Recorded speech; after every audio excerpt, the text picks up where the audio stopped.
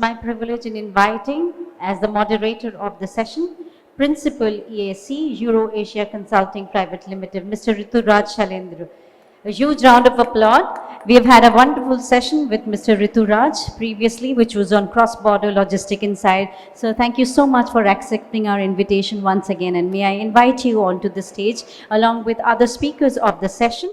May I now request Executive Director, EcoYOU, Mr. G. Praveen Kumar Raju, to kindly join us onto the stage. Also inviting on stage Managing Director, Jungheinrich India, Mr. Manojit Acharya. Mr. Manojit Acharya, very warm welcome to you, sir. But we welcome on stage Mr. Vikash Mishra, who is the CEO of MoEVing, to kindly join us onto the stage. Very warm welcome to you, sir. And a short introduction to the moderator of the session. Ladies and gentlemen, we have already witnessed a very wonderful and insightful session which was moderated by Mr. Rituraj Shailendra, someone who understands the intricacies of the business and has always been an evangelist of the rising importance and effectiveness of processes. An avid proponent of collaboration and engagement, Mr. Rituraj actively seeks opportunities to bridge gaps and fosters meaningful connections. His collaborative spirit and inclusive approach have earned him respect and admiration from peers and associates alike, and is today one of the youngest strategy advisor to multiple global business houses. With those words, once again requesting Mr. Rituraj to kindly take over and proceed with the session. Thank you. Thank you, ma'am. Before we start, we will have a round of applause for the panel here. Come on, a little more energy. Okay. So to start with, when we have the panel, we were very short introduction of themselves because we want to know who we are listening to. The experience that we have is very important to us. So maybe 1 to 2 minutes of experience, 1 to 2 minutes of introduction of yourself. Hi everyone, I am Vikash. I am the founder and CEO of MoEVing. We are in the service of providing last mile delivery using 100% clean and electric vehicles. And in the last 3 years of existence, we have deployed 2000 plus electric vehicles for 50 plus customers across 16 cities in India. And that's if you want about MoEVing. And if you want to know more about us, we have a stall just backstage of this conference room, and happy to share more about MoEVing there. Hi, good afternoon. My name is Manojit Acharya. I am from Jungheinrich. Jungheinrich is one of the world's top leaders in material handling equipment and automation technology for intralogistics. In India, we are here for about 12 years, and a stall right towards the front. And you can come over there and have a look at what we really do.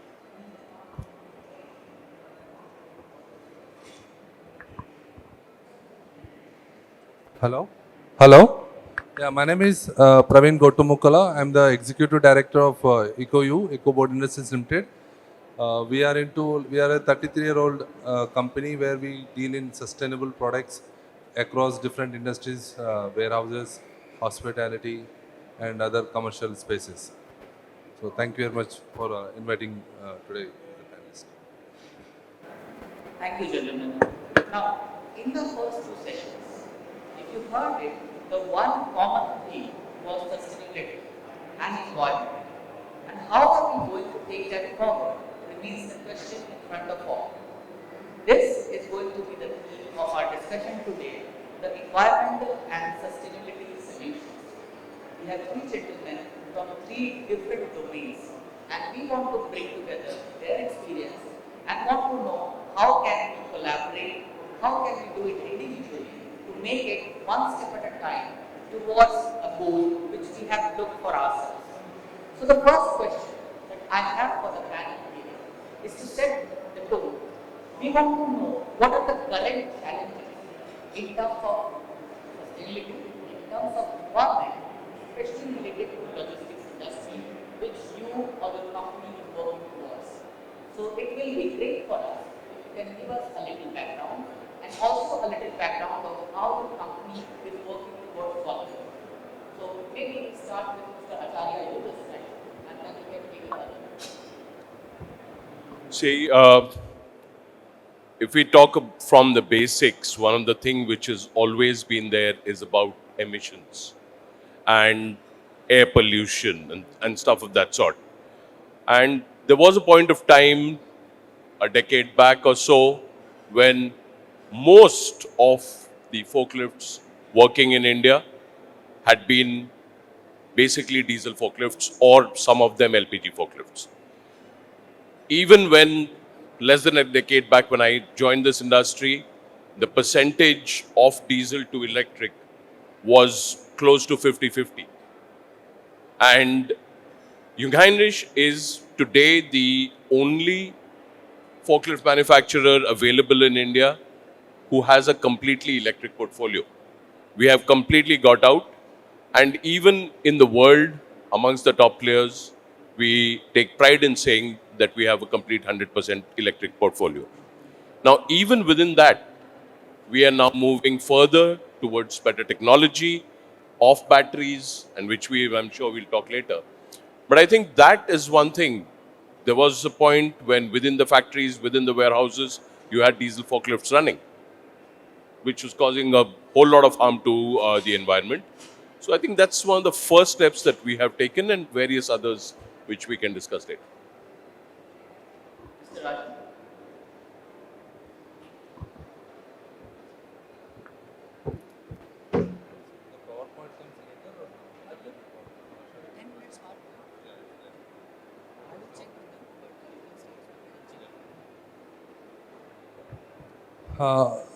So basically, sustainability is very coming up globally and Indian also. And in fact, we can see a lot of transition happening from Indian perspective, where the people are trying to get into the space, and especially the ESG, environmental sustainable goals, and other things are coming into picture.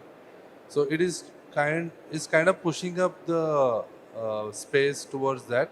Of course, everyone want to be a sustainable, so which is definitely the electrical forklifts, MHE is also part of it, and also as an organization we have been instrumental because we do some things daily like using concrete, steel, other things which we think that they're part of the commodity, but unfortunately these are the commodities which have a lot of carbon emissions too, keeping aside the energy requirement. So we were able to combine the Indian traditions with the modern requirements, and some of the examples which I'll show, even the adverb, how they are getting sustainable by using their zippy tables. So some things which I'll get into more detail in my presentation.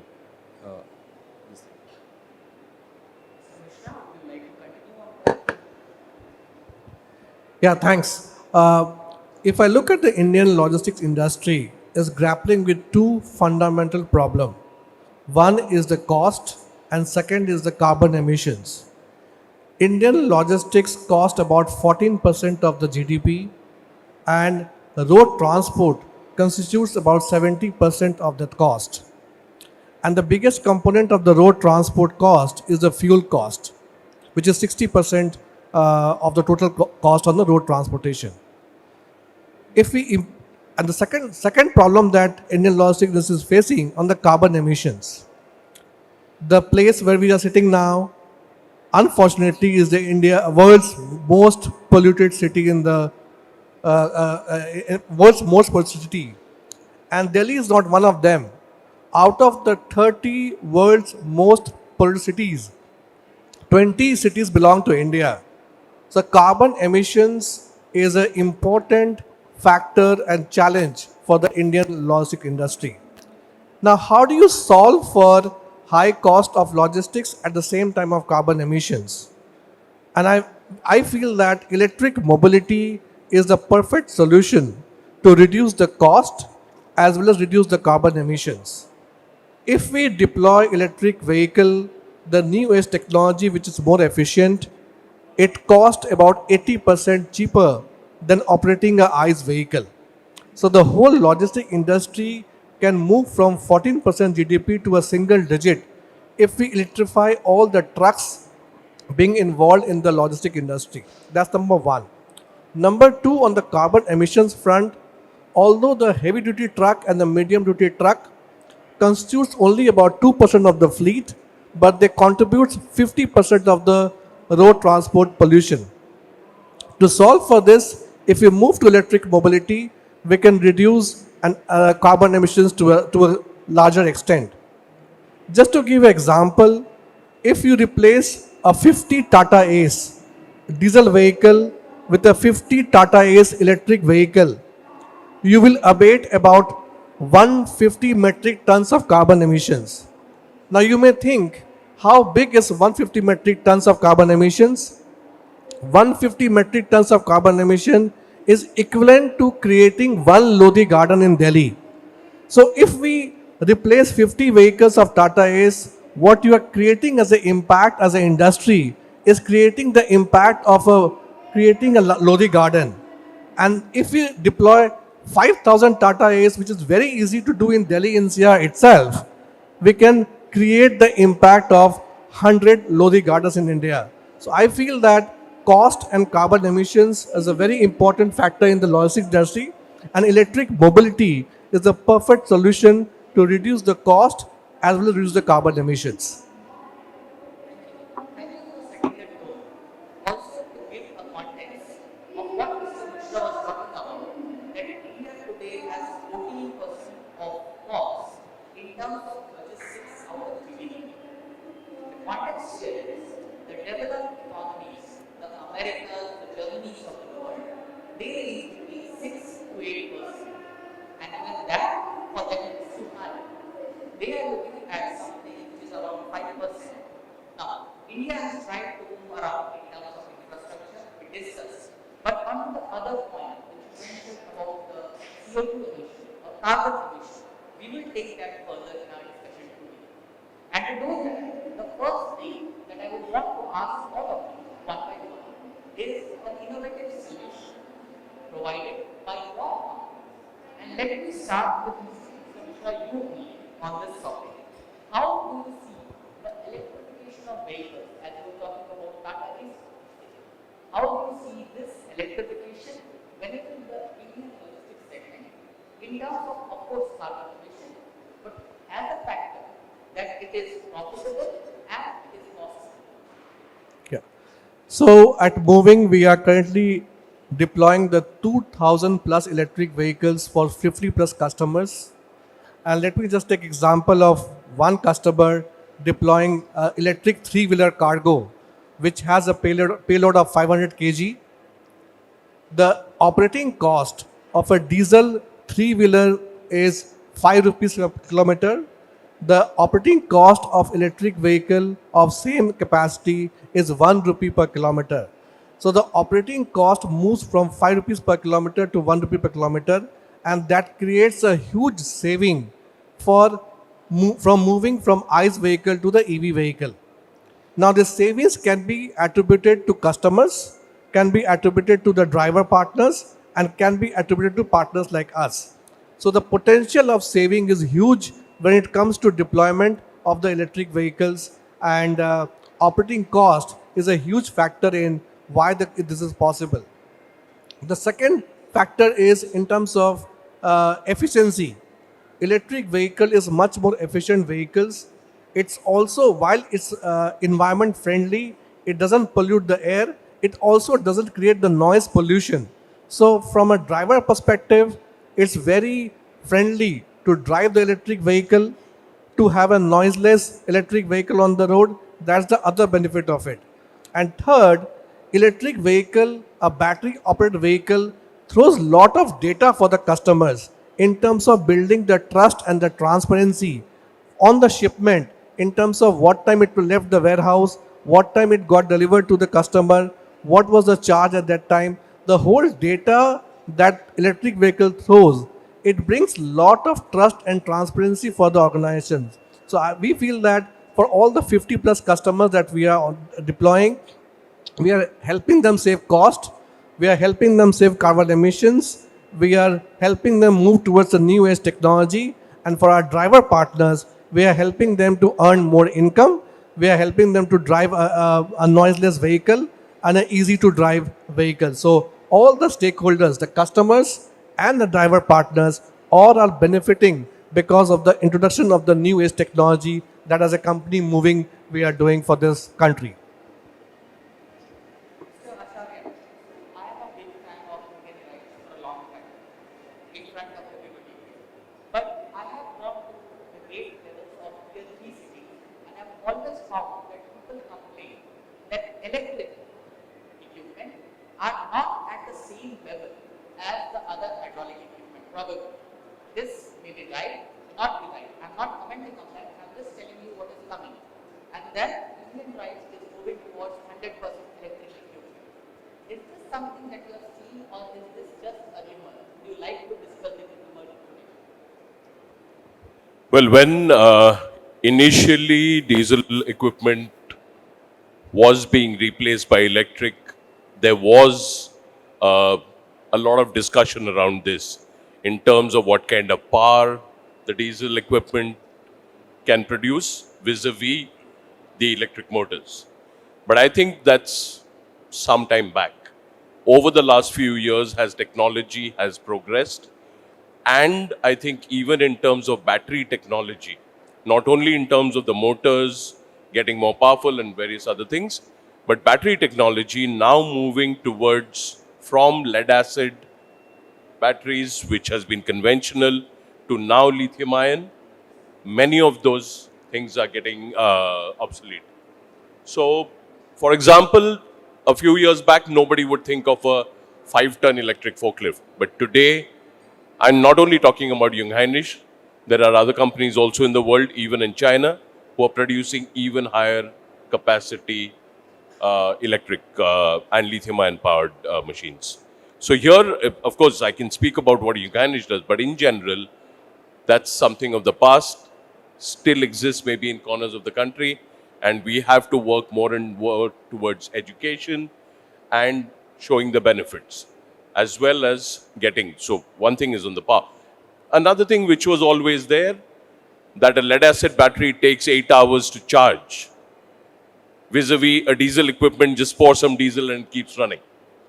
Today, when you talk of lithium-ion batteries, they work like how we keep charging our phones, opportunity charging. That's what you can keep doing. A tea break, a lunch break, between shifts, you can keep charging. And hence, your availability of machines is higher. The power required to charge up is almost 20% lesser than lead acid. So there are various other things. I mean, even one thing is to compare between diesel and electric. The next thing is to compare between lead acid and lithium ion. Even environmental benefits of lead, of fumes at the time of charging, of the acid, of the water, which distilled water, which needs to be kept pouring into the lead acid batteries. So many of these things today with the lithium ion technology has come up. Jungheinrich has been a pioneer with the lithium ion technology. Lithium ion in forklifts is generally being spoken about in the last 3-4 years. Jungheinrich made the first lithium ion battery, I think, about 11 or 12 years back. So the battery that we have today in the market is already, I think, generation 3 or generation 4. And over time, a lot of things have got improved. The initial few batteries had problems in tropical countries when we had higher temperatures, humidity, and various other parameters. But all those things, as they have come, and today the battery that we have, the lithium-ion battery cells that we have, are working in central India where summer temperatures are 45 degrees or whatever, they're all working fine. Ladies and gentlemen, when we talk about output for anything, whether we are talking about electric vehicles or we talk about GDP, it is more a vision. But let me tell you something today that when it comes from Mr. Acharya of Rituraj, he is not talking about a vision, he is talking about the reality. Because it is one of the market leaders, not only in India, across the world. So one of the market leaders in the world is currently moving towards, or actually has moved towards 100% electric. Now, on the same topic of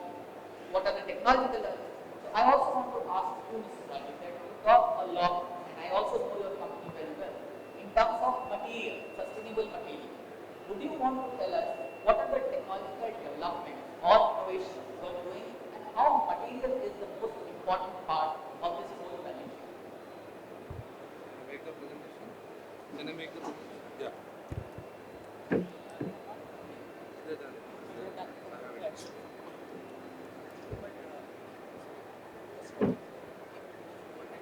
Yeah, yeah. I'll make it faster.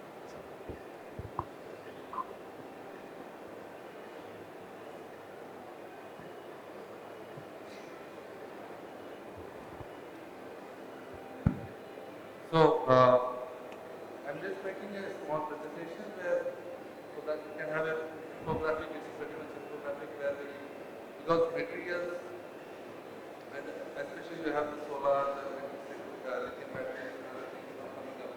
Now what about the materials? So we still use steel and other things. So how there's a game changing things happening and how the logistics company are adapting to the things I'm going to showcase you and then I'll show a small video at the end. So we'll just take it quickly without much time. So basically you can see this just talk about the what were the things is there.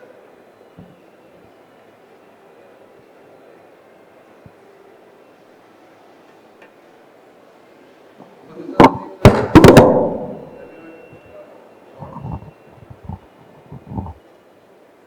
yeah, so we would like to you can see the picture in background, so we will connect to it towards the end of the presentation. So it's basically how we are trying to convert a material into a building material. So basically if you see the list of items, there are top 5-6 items which everyone knows: steel, cement, bricks, stone, wood. The last one is what we are supplying. And you see the renewability coefficient.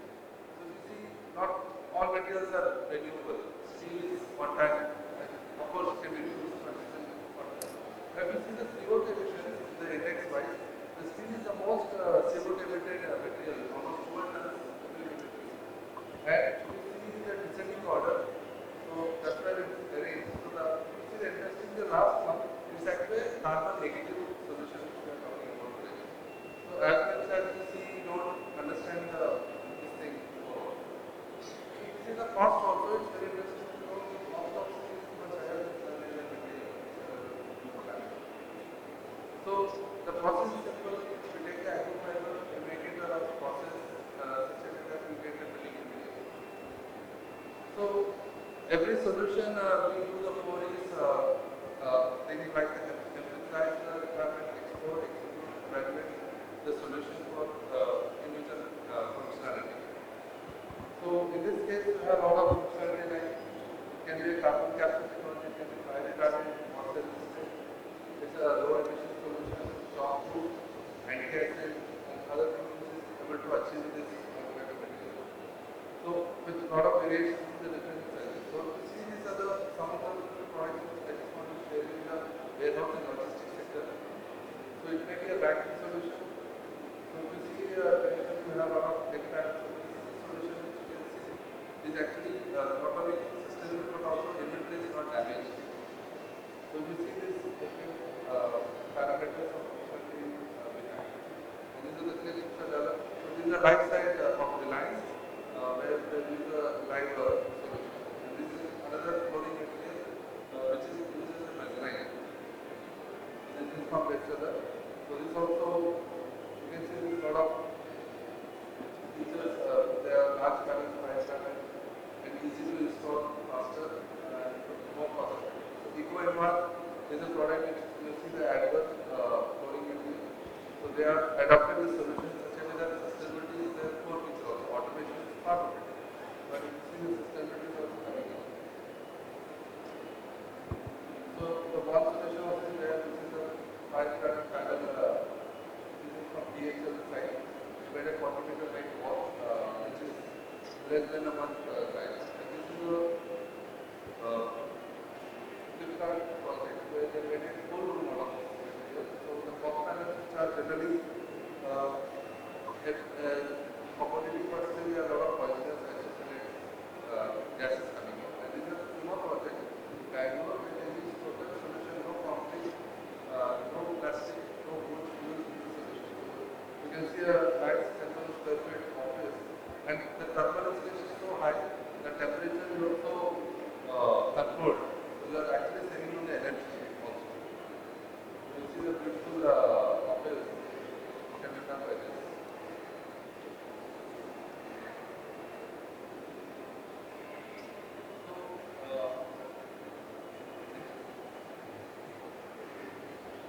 these are the things which we reviewed. So I guess, so the testing has been done almost for 1 ton capacity. You see, it's not just panel, so it's much better than the concrete also.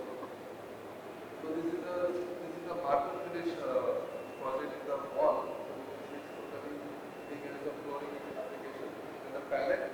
So for the first time you can see a pallet, an Indianized pallet where you're not using wood in it, with all the pictures required by the warehouse requirement. It's really up to 1 ton. So not only in India, this material is also being exported to other countries. So you can see a warehouse of Amazon which is totally in this material. So of course we got application from a lot of materials, including Manchester and LogiMAT. So let's show you a video, quick 30-second video.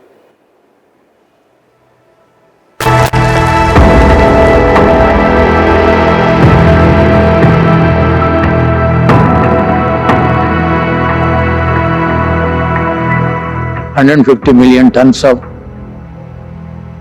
agriculture waste annually is wasted or is burnt in the fields.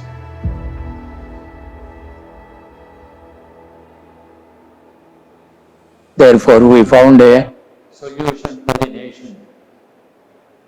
Instead of using wood, you can switch over to processed engineered wood made from agro waste. Sustainable building materials is very important, and I'm happy that your company is contributing to that development.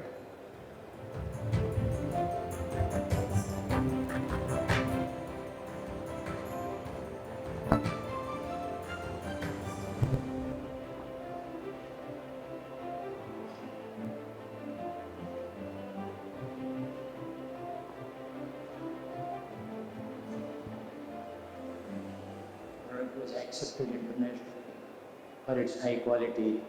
We preferred with our commitment to serve environment, the largest concept with a great conviction.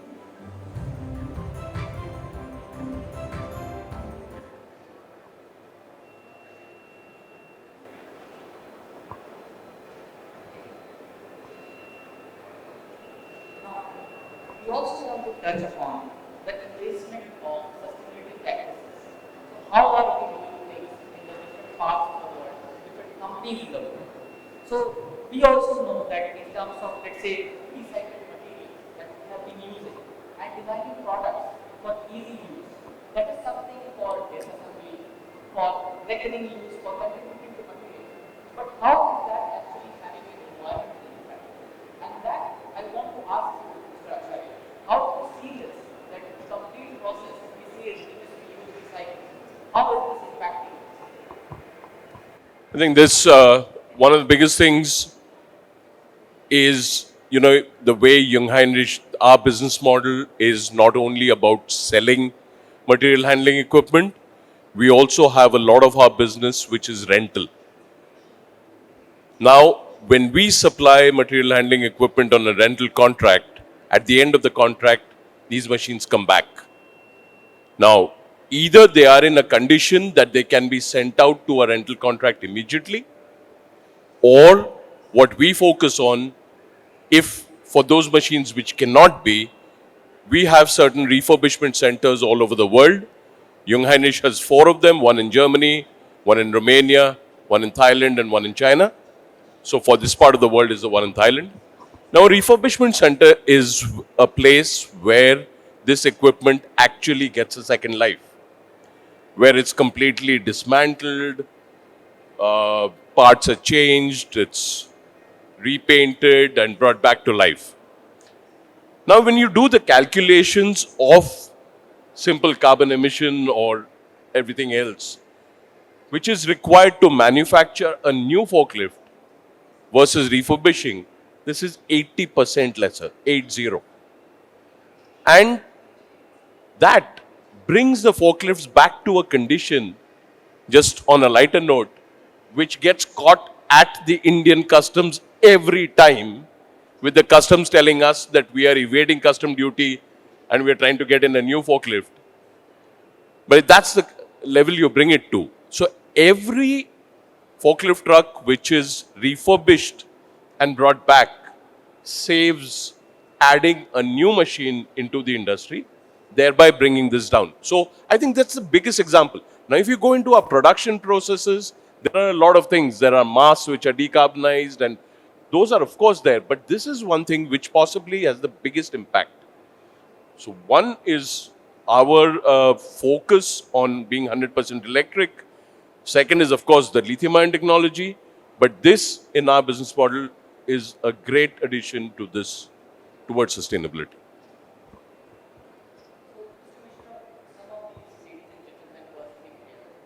Are either your global client, potential client, or your EOQ leaders.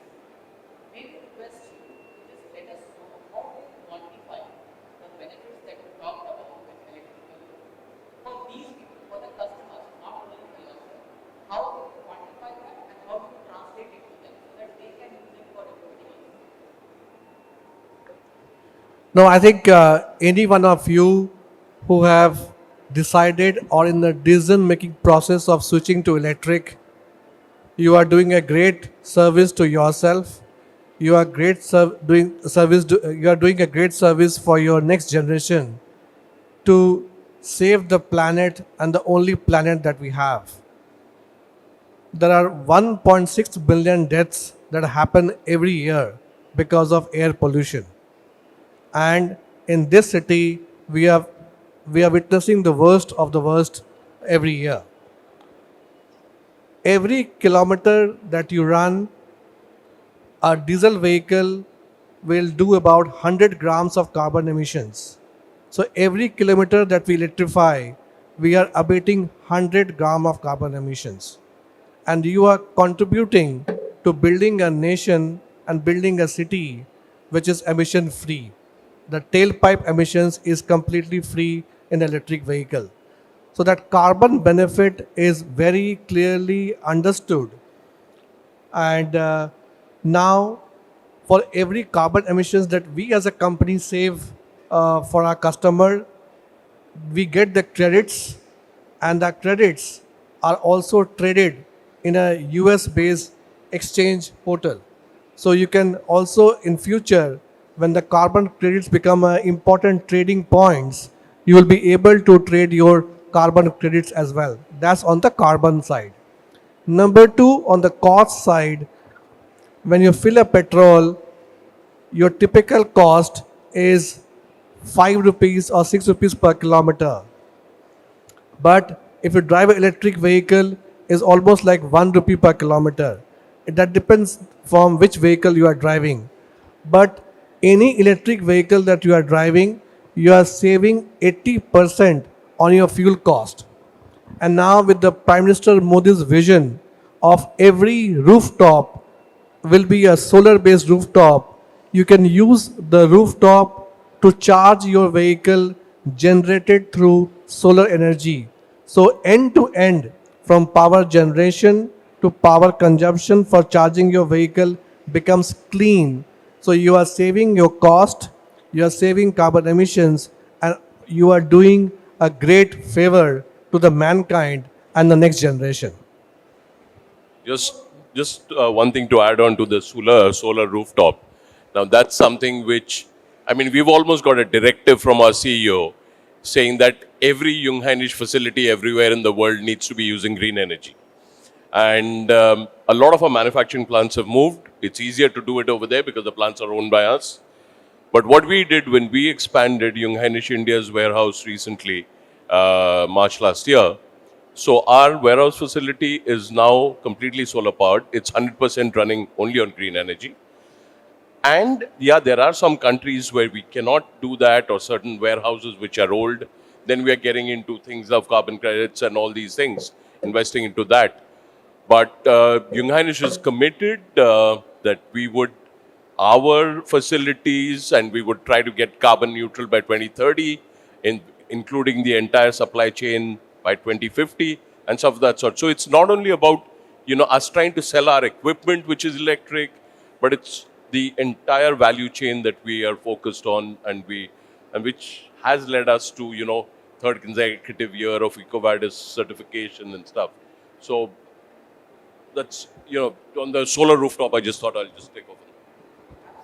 I couldn't agree more to both of you line of thought.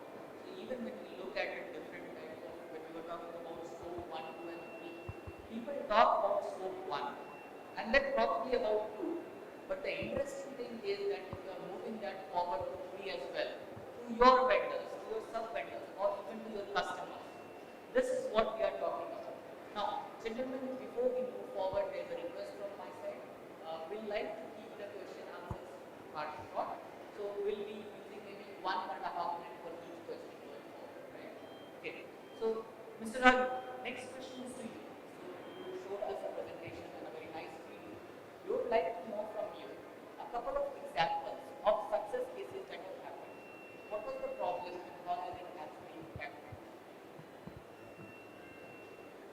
So we had, so we work on the problems basically in the industry. So we are fortunate, I don't say it's fortunate, but we are definitely thankful to be part of the solution for the customers. So one of the project which we did with weeks and at fraction of a cost. So it costed only 30% of what they would have done with the traditional way. That was one of the example with a cold room application. And the second one was when the steel prices almost went sky high, 80-90 rupees a kg 3 years back. So some of the customers, they approached us and do you have a solution for this? And we also did a solution where they could save up to 80% cost, 80. So that is kind of innovation which we are being part of sustainability. And because every time when we think about sustainability is expensive, right? When you want to switch it to whatever it may be, it's installation is expensive, availability is not there, conversion is there. But in our case, we were successful in creating that thing. Even if you see in our stall today, we did a pallet. So that was also a requirement of a customer like Mahindra Logistics. They said the wood imports have gone up, the pine wood is expensive. Of course, cutting a tree is again a blunder, which they don't have option. They said, can you give a sustainable solution, which you can see a live example of 1 ton capacity, again saving 30% cost. So yeah, it's not so costly. It's actually practical to do a lot of things with these materials. And at the end of the day, if you see the raw material is being sourced from a Indian farmer, which otherwise has been burnt in Bareilly in Delhi, where the winter issues come. So people are looking for solution. Actually, solution is already there. It's only the awareness which most of us don't have, that by a system is there, like why don't we adopt it? So I think that's some of the things. Thank you. So one of the most important topics for me personally has always been collaborations and partnerships, and it is relevant for all sectors. So I want to ask one question from each of you, and may I ask first Mr. Acharya, that in a machine-heavy industry like yourself, what type of collaboration or partnership do you foresee, and also how important is the government relation or the government partnership in those fields? How is that related to sustainability efforts? See, partnerships in terms of, with,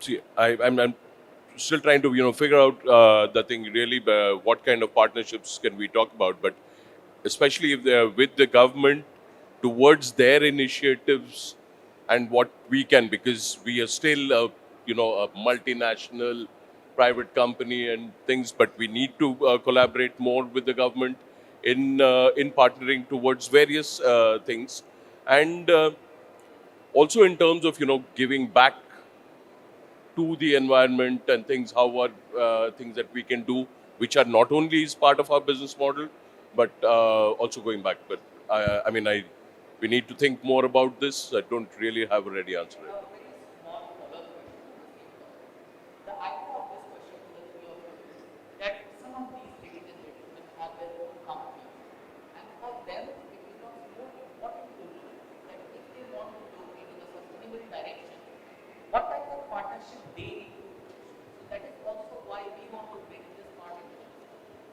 So if Mr. Mishra, you want to. Sure. I'll break the partnership into two parts. One is the private partnership and second is the government collaboration. When it comes to building the electric mobility ecosystem, you need to partner with the right manufacturers like Tata Motors, Ashok Leyland, and also the startups like Euler and Altigreen. So we have done the partnership with all of them. Second partnership comes about the charging infra provider.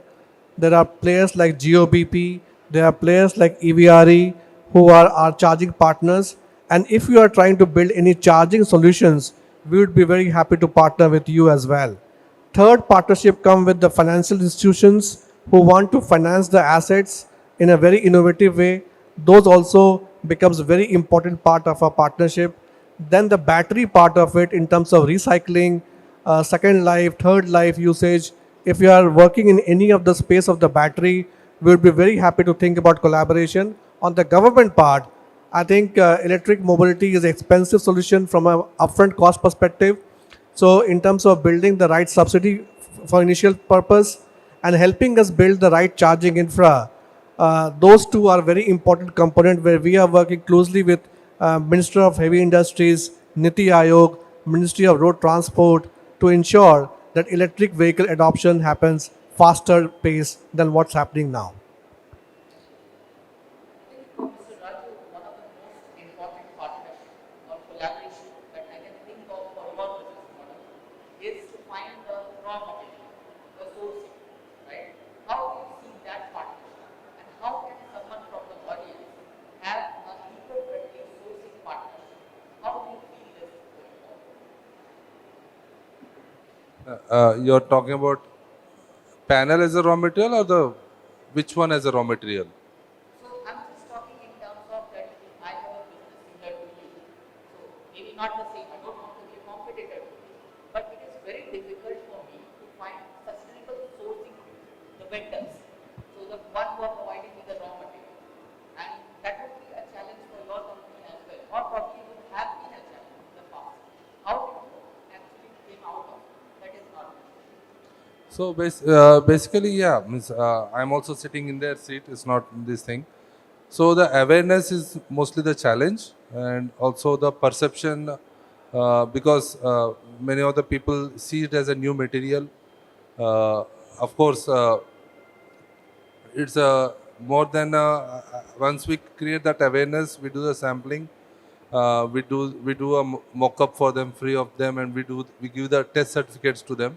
So it's mostly that awareness. Most of you doesn't know about it. That there exists a solution to the problem. So I think awareness is one which needs to be there. Availability is, yeah, it is. Once you are aware, then availability is going to come up. Esteemed panel, I have asked you a lot of questions about your businesses today and how it relates to the general environment. But the last question I have for the day is, if you look at what is happening in general, not only at your company, right? What do you see the change is happening? How is it going to change forward in the next 2 years? And what are the challenges going? So maybe 2 minutes or 1 minute conclusion from your side. What we can think of going forward in this direction? Maybe I can start. There are two big trends that's happening externally. Is one on the e-commerce adoption and internet penetration. So all those two are related. We are seeing that the phenomena of e-commerce was largely in the tier 1 cities before. What we are seeing now is becoming a tier 2 city and a tier 3 city phenomena. And since the digitization is moving towards tier 3 cities, we are also trying to move to tier 2 and tier 3 cities following that trend. So I think that revolution that has started, whether it comes to e-commerce, digitization, electrification, is no more a tier 1 phenomena, is a tier 2 and tier 3 city phenomena as well. That's the biggest change we are seeing in this trend. I think in our space, we already see a very positive movement in the industry already moving from what we call oil to electric, basically IC equipment moving to electric. Few years back when we would talk about lithium-ion solutions, it was really that we were pushing it. Now we see a certain amount of pull from the market, parts of the market who are really demanding for that. And so that's clearly, I mean, where the market is now more educated, customers are quite aware. Some of our customers have actually put it across to us that we have a sustainability questionnaire. Unless you score something like 70 or 75% on that, we won't give you the order even if you're the cheapest. I mean, for example. So there are parts of industry which are really moving, which is very good. But as Jungheinrich, we said that let's not forget the basics. So we pledged a few years back that for as many equipment that we sell or rent out in the market, whether they are new or refurbished, we're going to plant one tree. So it's just one tree for one equipment, but then with that, every year now we are planting thousands and thousands of trees. In also a very focused manner, we've gone with the Miyawaki forestation, which is a fast-growing forest. But that's going back to the basics, but that's also what is needed. We can keep talking about reducing carbon emissions, but actually just doing something very simple. But that's a pledge we have taken, and we do it year on year, not only for CSR, to fill up some, check some box, but actually to give back to the environment.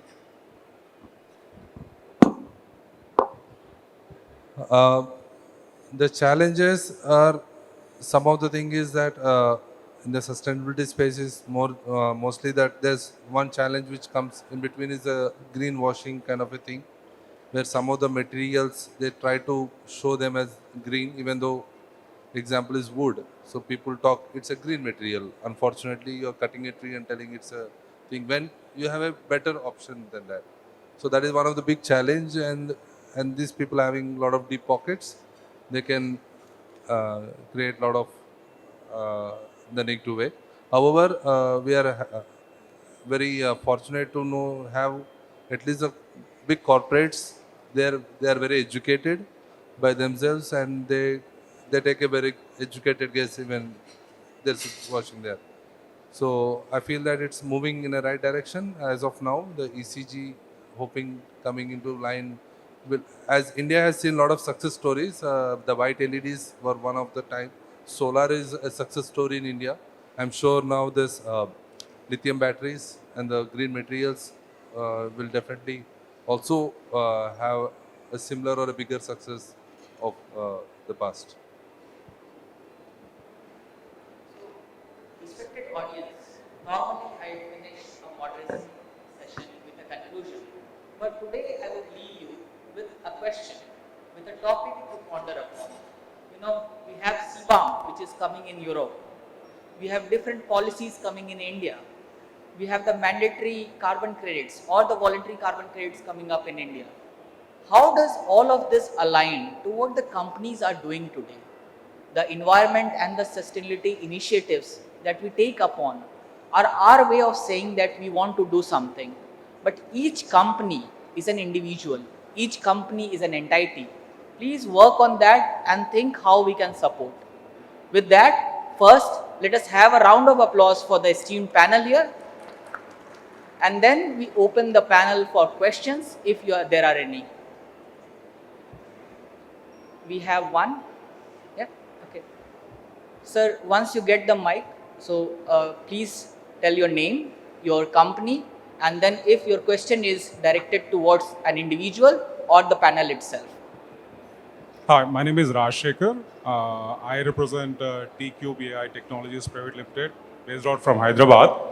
And my question is with regard to the recycling of batteries. Europe is pushing and enacting a law, making sure that the batteries needs to be tracked, traced, recycled. Everything needs to be done. So they're talking about a digital passport for batteries, for every batteries. So is there any initiative from the government or from the industry to make sure that every battery's circularity is tracked, maintained, and it is taken care of? It's a question, open question to all the panel members. Anybody can address, especially from the mobility side. Thank you. No, this is very important question because we are trying to solve one problem and we don't want to create another problem. So when it comes to partnership, we are already talking to various private companies who are involved in the recycling process. There are companies like Loham, There are recycling companies in Greater Noida. There is a company called Acharya. They are based in Roorkee. They are also in recycling plant.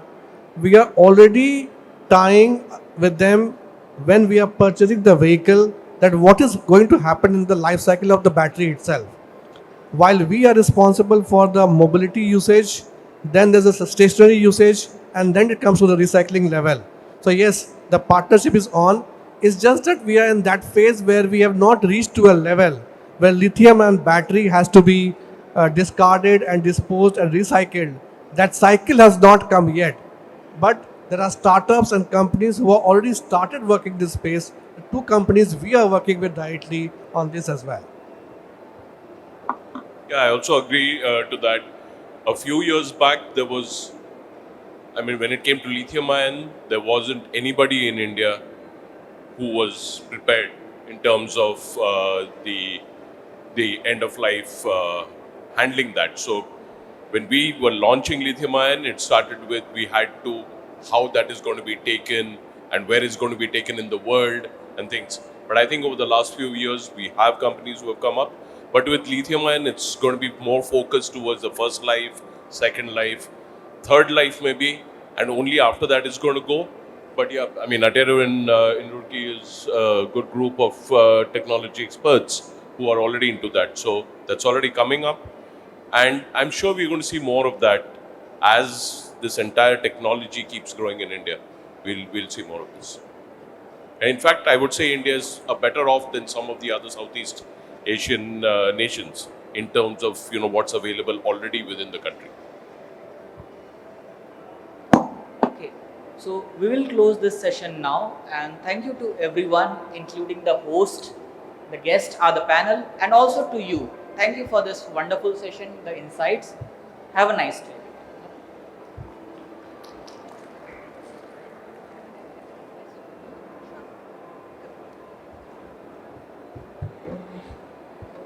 We cannot really express our gratitude to you, moderator, sir. Thank you so much. You've been very kind to really moderate 2 sessions. And may I request you all to put your hands together once at least for the moderator for a great job. And a huge thank you to the speakers of the session. Thank you so much for taking out time. May I request you, moderator, sir, to kindly present the mementos to our speakers. Presenting a memento to Mr. Praveen Kumar Raju. Thank you so much for your presentation and also sharing your thoughts. May we present a memento to Mr. Praveen Kumar Raju. May I request the moderator to present a memento.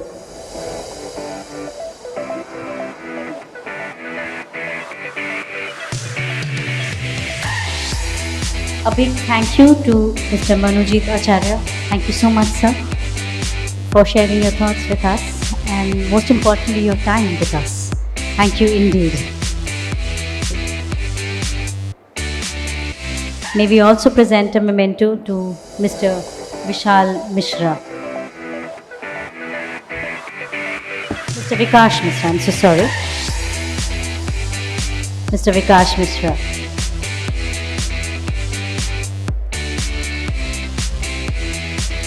And now may I request everybody to kindly step forward for a group photograph. Thank you so much once again, moderator of the session. We presented a small token to the moderator just in the beginning of our previous session, and we thank him once again for doing the honors and also conducting 2 sessions